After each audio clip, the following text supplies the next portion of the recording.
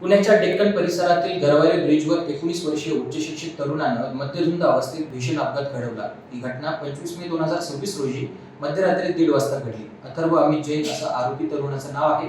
वाहतुकीचे नियम धाब्यावर बसून दारूच्या नशेत तरुण कार चालवत असल्याचं समोर आलंय। त्याची भरधाव कार गरवारे ब्रिजवरील लोखंडी रेलिंगवर जोरात आदळली।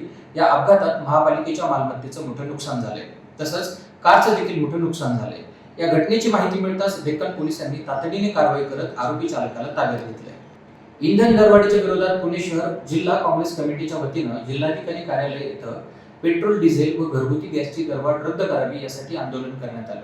काँग्रेस कमिटीच्या वतीने जिल्हाधिकारी कार्यालय येथे बैलगाडा व टांगा गाडी यावर बसून आंदोलन करण्यात आलं। यावेळी केंद्र सरकारचा निषेध करण्यासाठी गाढवं देखील आणण्यात आली होती।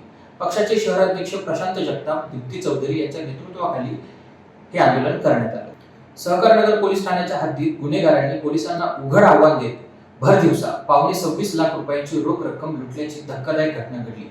धनकवडी येथील पोस्ट ऑफिस परिसरामध्ये फिर्यादी यांच्या चेहऱ्यावर आणि डोळ्यांवर स्प्रे मारून त्यांच्या हातातील पैशाची बॅग बळजबरीने हिसकावून 2 चोरटे पसार झाले।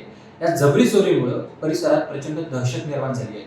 या प्रकरणी 2 अनोळखी व्यक्तींविरुद्ध गुन्हा दाखल करण्यात आला आहे। रावेत येथील क्रेझी लव्हर्स कॅफेमध्ये कोणताही परवाना नसताना तरुण तरुणींना अंधाऱ्या खोल्यांमध्ये बसण्याची सुविधा पुरवल्याप्रकरणी दहशतवाद विरोधी शाखेने छापा टाकून कारवाई केली। या कारवाईमुळे परिसरात खळबळ उडाली आहे। ही कारवाई सोमवारी सायंकाळी 7 वाजण्याच्या सुमारास करण्यात आली। कैलास किसन काशीद असं गुन्हा दाखल झालेल्या आरोपीचं नाव आहे। पुणे शहराच्या रस्त्यावर वाहतूक नियमांची सर्रास पायमल्ली होत असल्याचं चित्र पुन्हा एकदा समोर आलंय। नंबर प्लेटवर कर्तव्य लिहून एक आलिशान मर्सिडीज कार बेधडकपणे कल्याणी नगरच्या रस्त्यांवर धावत असल्याचं दिसून आलं। कल्याणी नगरमध्ये झालेल्या पोर्शे अपघातासारख्या गंभीर घटनेनंतरही प्रशासन आणि वाहन चालकांनी धडा घेतला नसल्याची चर्चा त्यामुळे आता शहरात रंगू लागली आहे।